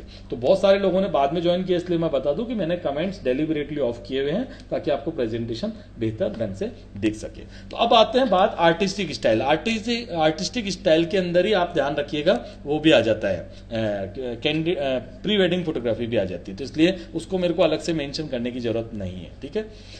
ये ड्रामेटाइज करना और क्रिएटिवली शूट करना, ये जो पिक्चर्स होते हैं ये फोटोग्राफर की प्योर आर्ट है। वो क्या करता है, उसकी विजन कितना है, वो किस तरीके से अपने पिक्चर्स को प्लान करता है, ये प्योरली प्लान पिक्चर्स है। अभी तक जो पिक्चर्स हम बात कर रहे थे वो इवेंट बेस्ड था कि इवेंट में जो चल रहा है हमें उसको कैप्चर करना है, बट आर्टिस्टिक स्टाइल जो वेडिंग फोटोग्राफी है वो एक फोटोग्राफर की प्योरली आर्ट है। उसका दिमाग जितना तेज काम करेगा चीज़ों को यूज करने में, उसका आपको बेनिफिट मिलेगा। और ड्रामेटाइज करना, क्रिएटिवली उसको कंपोज करना, चीज़ों को यूज़ करना, बहुत सारी चीज़ें। तो ये जो स्टाइल है इसके अंदर आपके एस्थेटिक्स और डिफरेंट पॉइंट ऑफ व्यू से जो पिक्चर्स आप लेते हैं उसका बहुत बड़ा रोल है। तो आर्टिस्टिक पिक्चर्स वो ये कहलाते हैं जो इस तरीके से बेटर तरीके से कर सके। एंड प्लस इसमें जो आप पोजेज भी करवा सकते हैं, ये विदाउट, इसमें कोई दिक्कत नहीं है। इसमें आप ब्राइड ग्रूम से या अपने उनके पेरेंट्स से आप बोल सकते हैं कि हमको इस तरीके का पिक्चर चाहिए, जैसे आप बड़े बड़े ग्रुप में शूट करते हैं और फिर एकदम से जंप करवाते हैं, चीयर्स करवाते हैं, तो ये प्लान पिक्चर होता है। या आप उनको डेलिबरेटली बोलते हैं जंप करिए, ये सब कीजिए। तो आप डिफरेंट जो पोजेज हैं, डिफरेंट ये सारी जो स्टाइल्स है, आप इसको आप आराम से मतलब कैप्चर कर सकते हैं अलग अलग मैनर के, अलग अलग तरीके से। तो ये ध्यान रखिएगा दोस्तों, ये बहुत इंपॉर्टेंट है और इसको आप आराम से बहुत अच्छे से काम कर सकते हैं। तो आर्टिस्टिक स्टाइल में मैं आपको कुछ पिक्चर्स दिखाता हूँ जो मैंने भी कैप्चर करी है। मैंने जैसे ये ब्राइड ग्रूम थे तो मिरर के यूज़ किए, वहाँ पे मिरर था तो मैंने मिरर के अंदर इनको जैसे कि आप जरा इधर आइए, मतलब इसमें डेलिबरेटली मैं उनको बोल रहा हूँ कि आप ये सब काम कीजिए।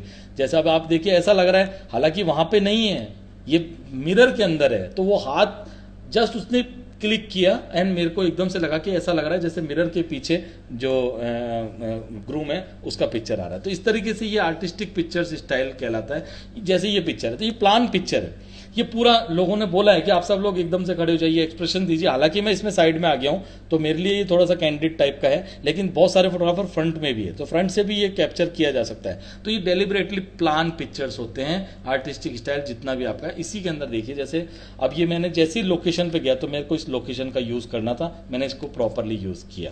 तो जो भी इसमें जो पोजेज हैं ये सब हम ये आपको बताने पड़ेंगे, ये आपका एक्सपीरियंस है, इसमें आप विदाउट एक्सपीरियंस नहीं चलेगा। ये देखिए आप सेम पिक्चर्स हैं और इन पिक्चर्स में पोस्ट प्रोसेसिंग भी बहुत ज़्यादा इंपॉर्टेंट है।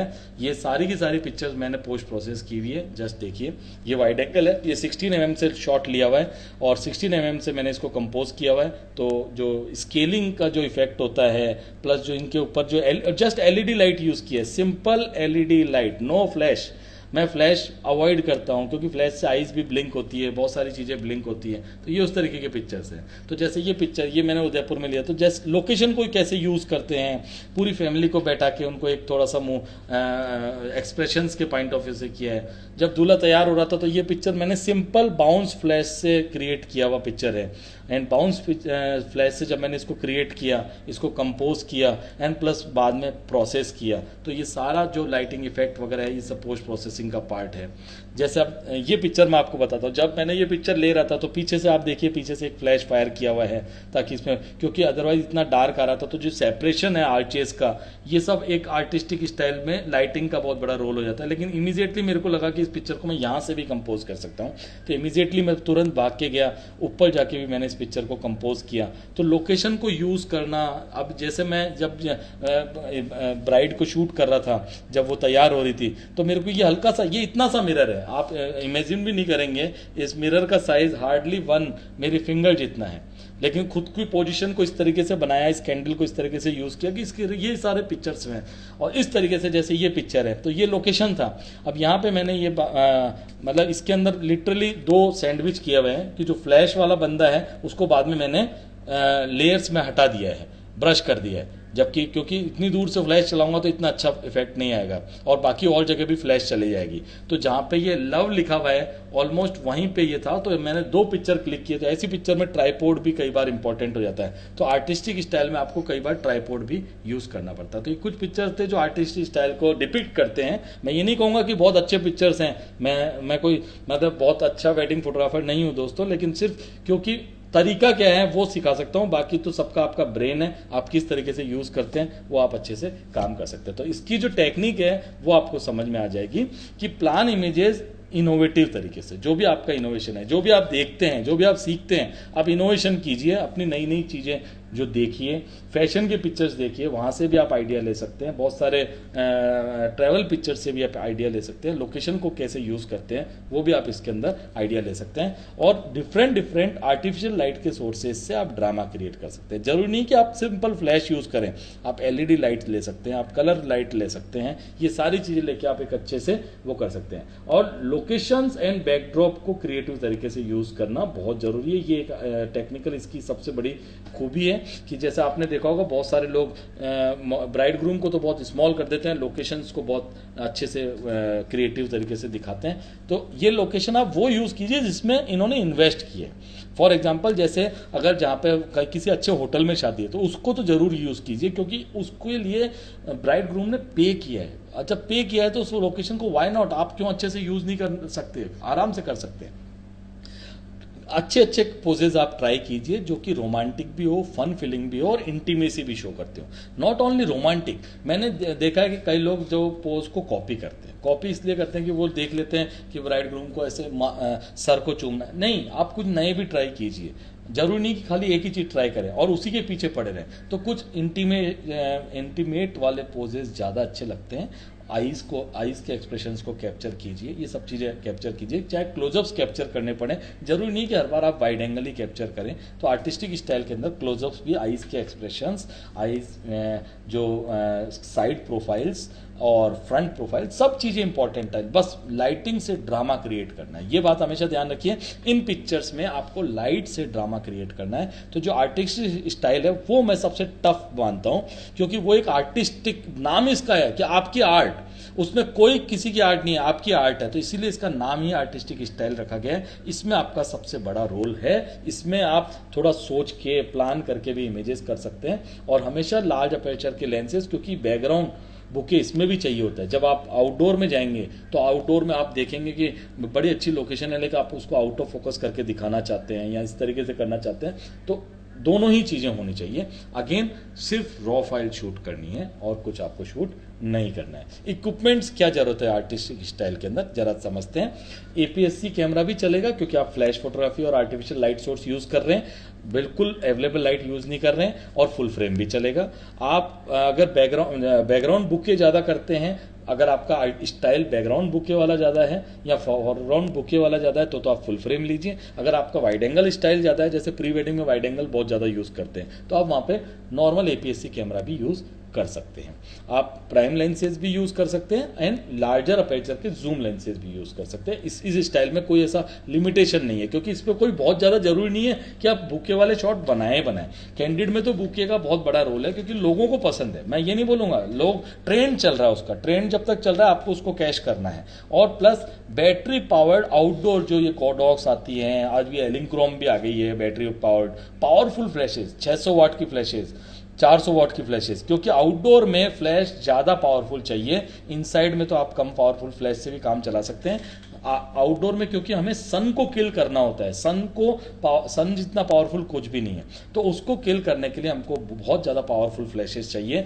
क्योंकि हम वहाँ पे हाई स्पीड जब सिंक यूज़ करते हैं, तो हाई स्पीड सिंक के अंदर क्या होता है, फ्लैश वैसे ही कम पावर की हो जाती है। तो जब आप 600 वाट की फ्लैश यूज़ करते हैं और उसको 4000 या 8000 के हाई स्पीड सिंक पे यूज़ करते हैं, तो उसकी पावर ऑटोमेटिकली कम हो जाती है। तो इसलिए आपको जितनी ज़्यादा पावरफुल फ्लैशेस खरीदेंगे उतने आपके लिए बेहतर होगा। और लाइट मॉडिफायर यूज़ कीजिए, सॉफ्ट लाइट करना है जहाँ पे, वहाँ पे बहुत ज़्यादा ज़रूरी है। चाहे अम्ब्रेला यूज़ कीजिए, चाहे आप पैराबोलिक सॉफ्ट बॉक्सेस यूज़ कीजिए, लेकिन लाइट मॉडिफायर्स इसके लिए कंपलसरी रहेंगे।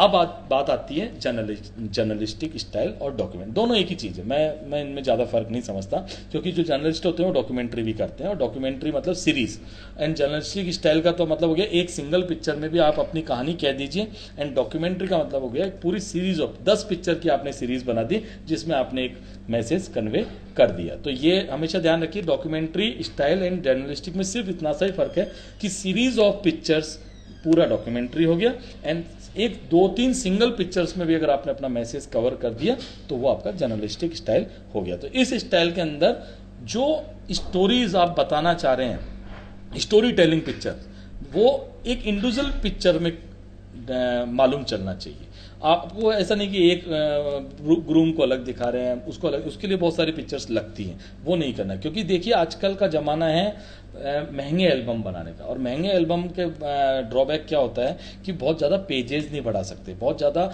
लीव्स नहीं बढ़ा सकते। जितनी ज़्यादा आप लीव बढ़ाएंगे उतना लोग देखने में बोर हो जाएंगे, और जितनी ज़्यादा पिक्चर्स का एल्बम बनेगा उतना ही आप ये समझ लीजिए बोरियत।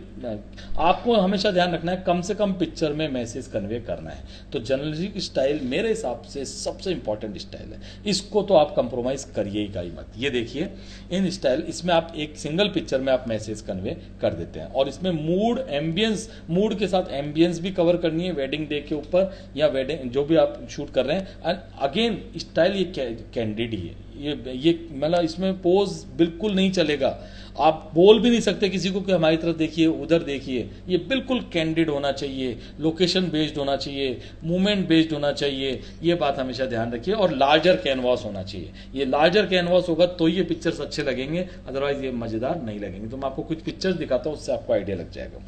बहुत इंपॉर्टेंट होता है, बहुत वीआईपी मूवमेंट्स, हर आदमी चाहता है कि उसके यहाँ पे बहुत जो बड़े लोग आ रहे हैं ना, उसको जरूर लोगों को कैप्चर करें। तो जैसे ये राजनाथ सिंह हैं या जो भी लोग आए हैं, इसमें चीफ मिनिस्टर भी आए थे तेलंगाना के, तो जब मैंने इनको कैप्चर किया तो क्लोजअप लोग बहुत ज़्यादा लेते हैं। नो, अरे इन लोगों के क्लोजअप्स की कोई कमी है क्या?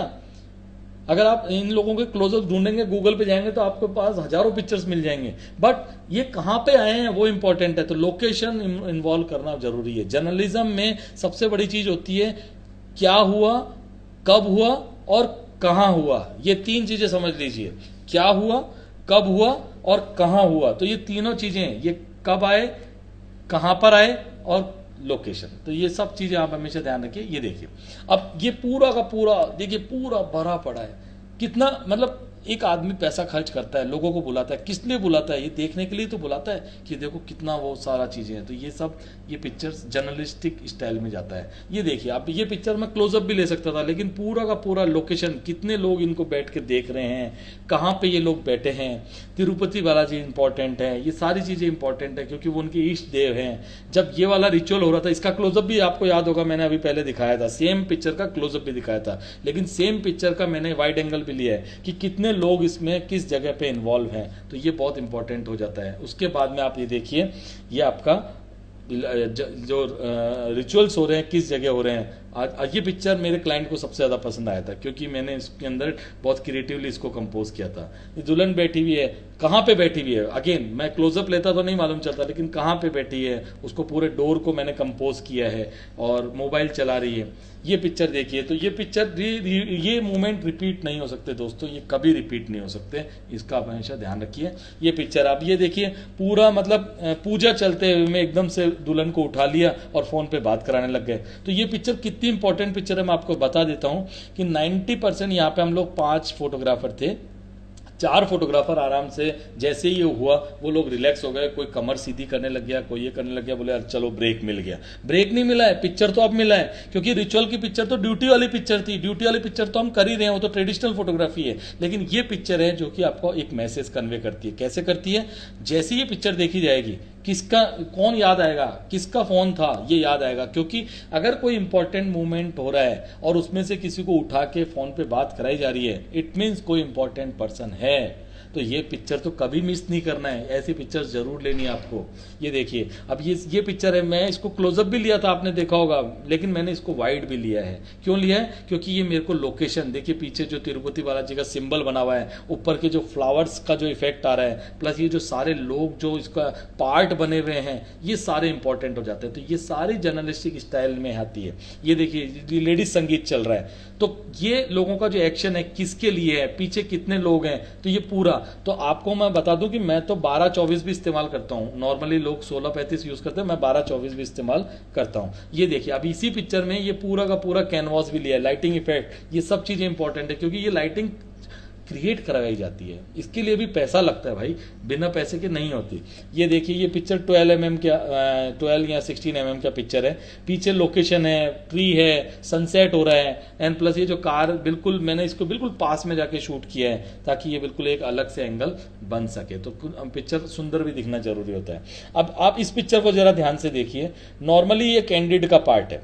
अगर मैं चाहता तो मैं जो ये अपनी मदर को जो किस कर रही हैं, मैं इस पिक्चर को क्लोज भी शूट कर सकता था, बट अगर मैं, सॉरी दोस्तों, री लॉग इन करना पड़ेगा। 1 मिनट 56 सेकंड बचे हैं, तो मैं री लॉग इन करूंगा, आप लोग बने रहिएगा। अभी सेशन थोड़ा सा बाकी है और अभी हमारे को टेक्निकल चीजें भी करना है, तो हम लोग री लॉग इन करेंगे। 1 मिनट 46 सेकंड रिमेनिंग है, तो अभी है मेरे पास में, जब तक मैं इसको खत्म कर देता हूं। ओके, तो मैंने इसको डेलिबरेटली किया क्योंकि ये कहां पे हो रहा है, क्या लाइटिंग इफेक्ट है, कितने लोग इसका पार्ट हैं, इसी तरीके से ये है। तो ये देखिए, पूरा का पूरा जब फेरे हो रहे होते हैं, पीछे स्मोक आ रहा था तो स्मोक का इफेक्ट कैप्चर किया।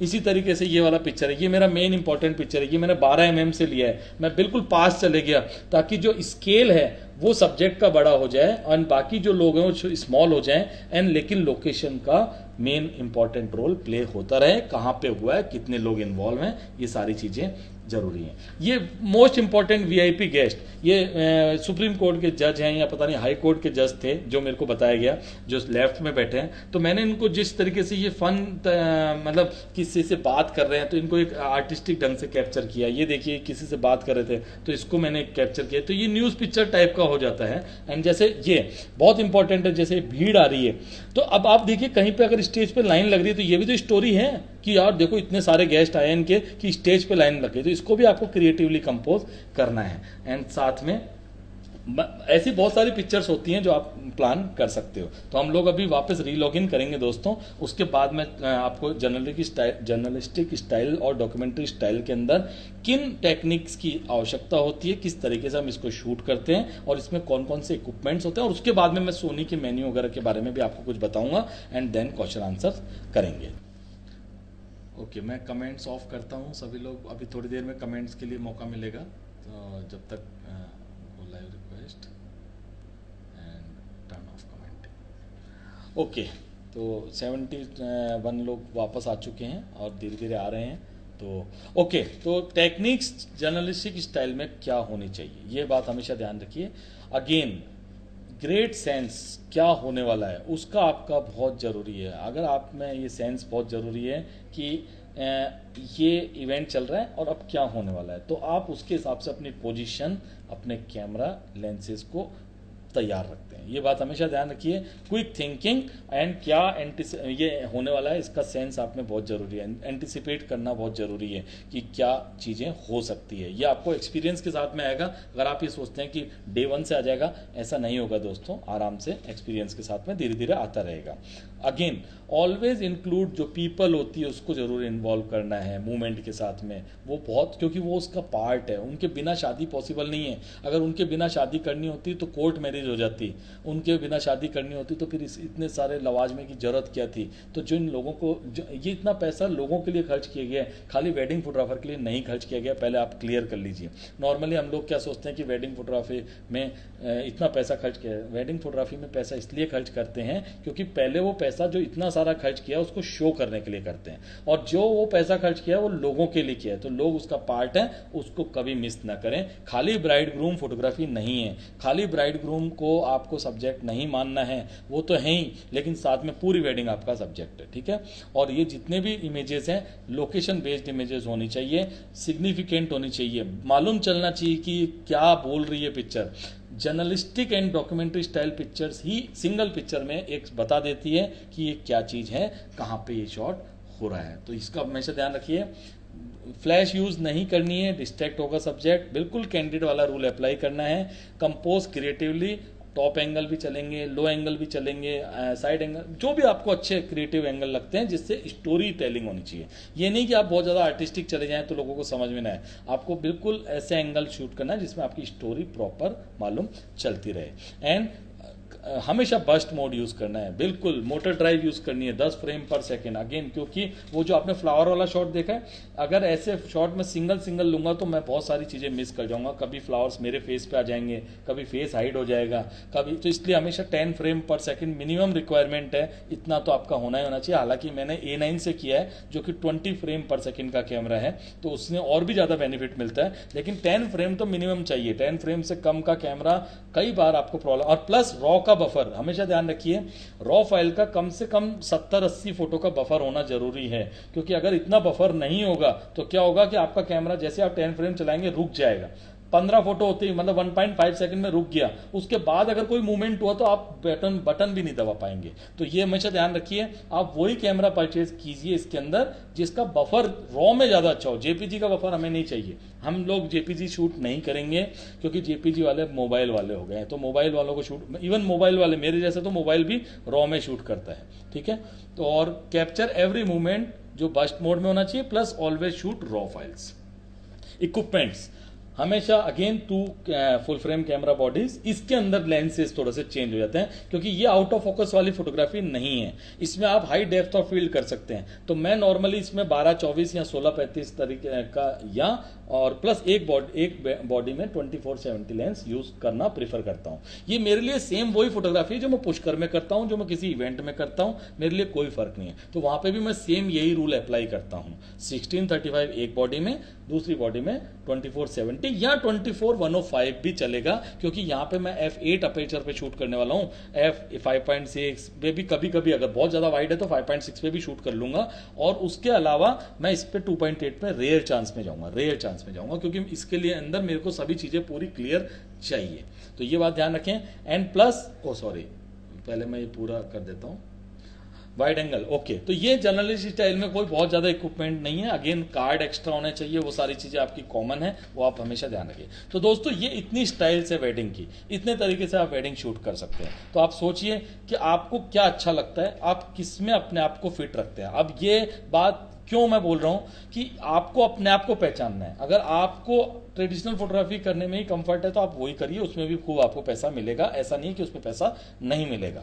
कैंडिड जो कर सकता है वो कैंडिड करें, और जिसका दिमाग आर्टिस्टिकली, जैसे यंग जनरेशन बहुत होती है, ऐसे ही आप अपनी टीम में अगर एक फीमेल फोटोग्राफर रखेंगे तो हमेशा आपको बेनिफिट होगा। क्योंकि देखिए फीमेल का जो सोच होती है वो ब्राइड के साथ में कैसे अंडरस्टैंड करना है, कौन सी चीज़ें उसको डिस्कस करनी है, उससे बेटर कंफर्टेबल पोजीशंस ले सकते। तो हमेशा अपनी टीम में एक फीमेल फोटोग्राफर को भी रखिए, एंड कैंडिडेट के लिए रखिए चाहे जर्नलिस्टिक के लिए रखिए, वो आपका डिसीजन है। और ये टीम वर्क है, कोई अकेले आदमी से नहीं होने वाला है, समझ गए। आप सब लोग इंडिविजुअलिटी के हिसाब से सोचते हो, लेकिन जैसे आप किसी के साथ में जाके काम करते हो तो एक टीम बन जाते हो। तो टीम में अपने आप को पहचानिए, आपकी क्या क्षमताएं हैं। हमेशा अपने बच्चों को जैसे हम जॉब दिलाते हैं तो हम क्या बोलते हैं कि मेरा बेटा गणित में बहुत अच्छा है, मेरा बेटे को है ना कॉमर्स बहुत अच्छी लगती है, ये तो साहब बचपन से इंजीनियर पैदा हुआ है, पता नहीं ऐसी चीज़ें करता रहता है। तो आप अपने बच्चों की क्षमताएं पहचानते हैं, उसी के अकॉर्डिंग उनको जॉब, या बच्चा भी यही सोच के कि नहीं मेरे को ये अच्छा लगता है,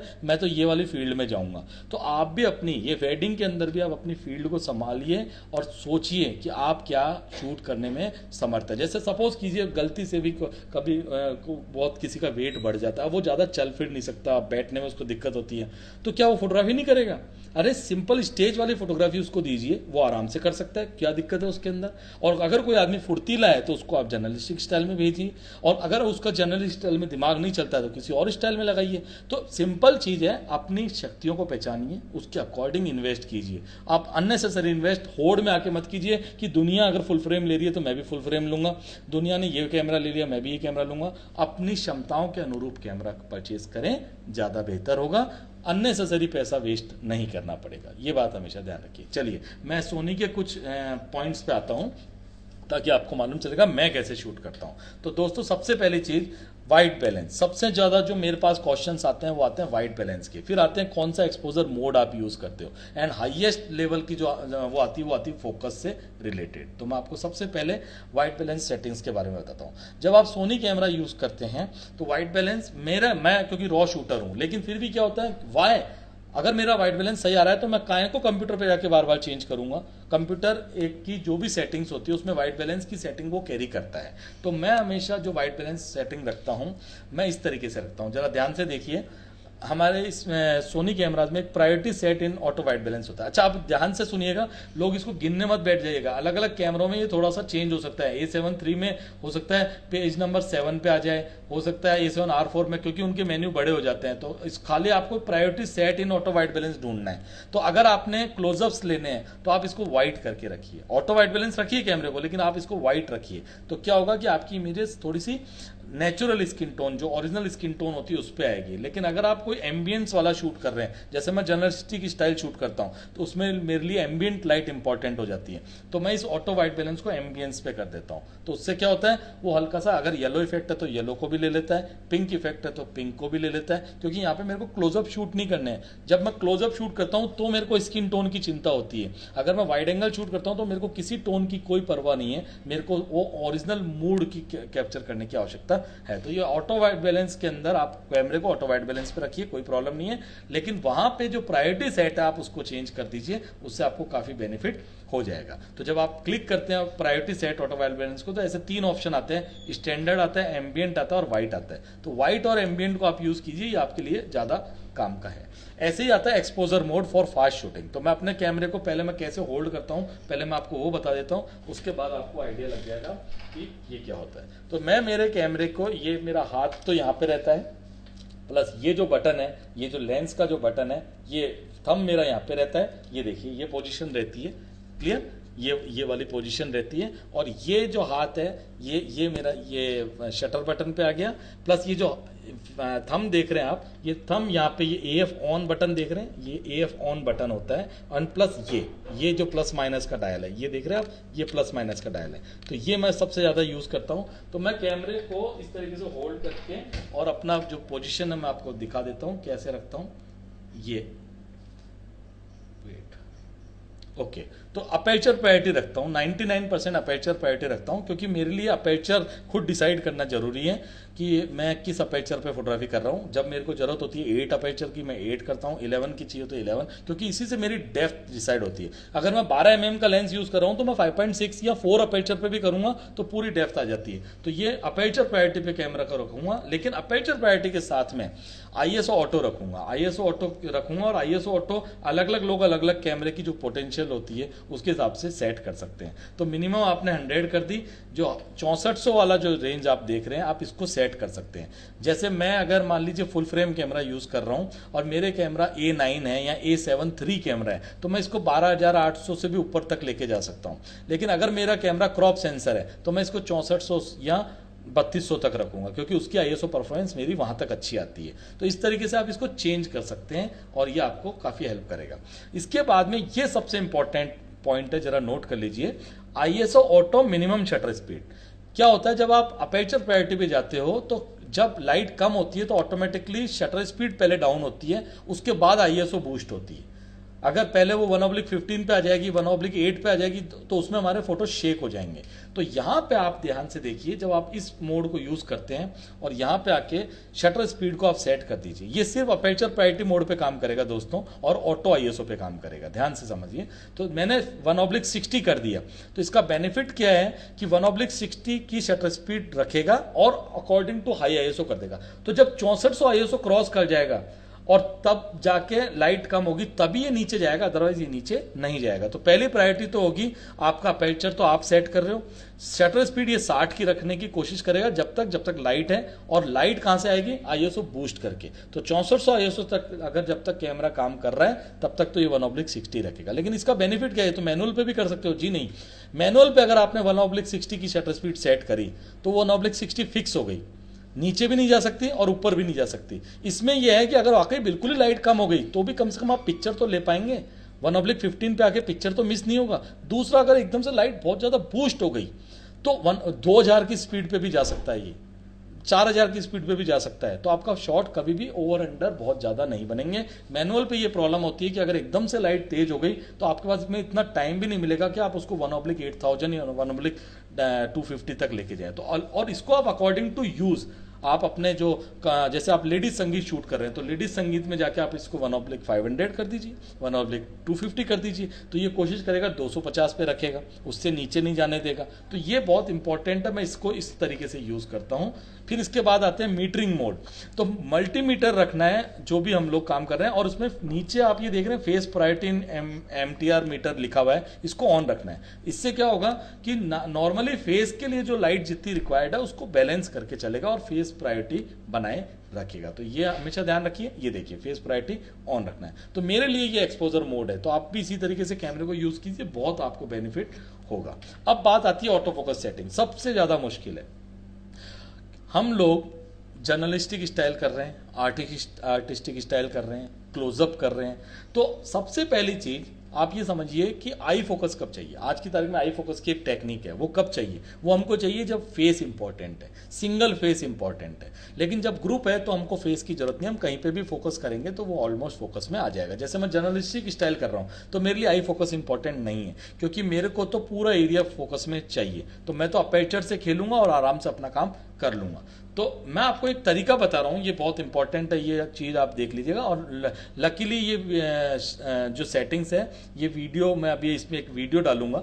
ये वीडियो मैं कोशिश करूंगा कि बाद में मैं यूट्यूब पे या उस पर भी अपलोड कर दूंगा, तो आपको आइडिया लग जाएगा। तो सबसे पहली चीज़, फोकस एरिया देखिए AF-A रहना चाहिए, AF-A।